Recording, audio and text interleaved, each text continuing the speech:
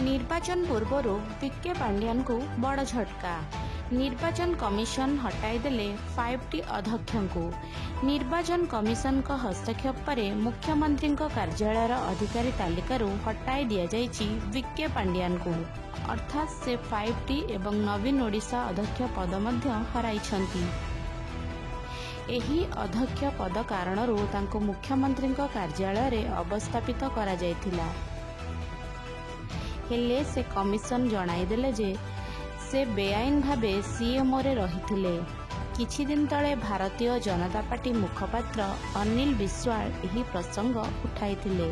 से कहिथिले जे सीएमओ रो जण अधिकारी किभଳି बिजु जनता दलर राजनैतिक कार्यकलाप पर सामिल हेउछंती तांको तुरंत 5टी अध्यक्ष पदरू हटा जाऊ बोली अनिल दाबी करथिले। अनिल को छड़ा बुद्धिजीवी महल्ले मध्य एही दाबी उठिथिला। एही मामला निर्वाचन कमिशन को निकट को मध्य जाइथिला। आश्चर्यजनक भावे 2टी पद थाई सरकार एवं दल को निज नियंत्रण में रखिथिले पांड्यान। पूर्वरु मुख्यमंत्री व्यक्तिगत सचिव थाई सीधा सड़क बिजु जनता दल राजनैतिक कार्यक्रम में भाग नेउथिबारु प्रबल प्रतिक्रिया सृष्टि होइथिला। 5टी अध्यक्ष भावे से 30टी जिला ग्रस्त करी जनशुणाणी करुथिले।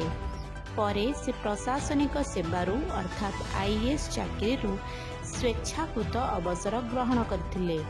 तांकू बिजु जनता दल ग्रहण करथिला। बीजेडी रो नेता होइथिबा सत्वे से सीएमओ रो 5टी और नवीन ओडिशा अध्यक्ष पदरे रहिथिले। ए संपर्क रे निर्वाचन कमिशन को दृष्टि आकर्षण कराजिबो बोली विरोधी दल पक्षरु कुहा जाइथिला। तेणु चापरू वर्तिबा पाई पांड्यान को सीएमओ रु हटा जाइछि। पूर्वरु ओडिशा सीएमओ वेबसाइट रे सरकारी अधिकारी तालिका उपरे थिला विके पांड्यान को नाम। आउ रविवार निर्वाचन कमिशन को हस्तक्षेप पर एही ना हटाई दिया जाइछि।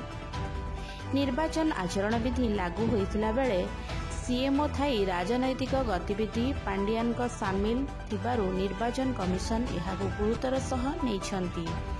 सीएमओ तालिकारु पांड्यान को नाम हटिबा अर्थ से आउ कोनोसी सरकारी दायित्व रे नाहांती। एबे विके पांड्यान केवल जणे बीजेडी नेता।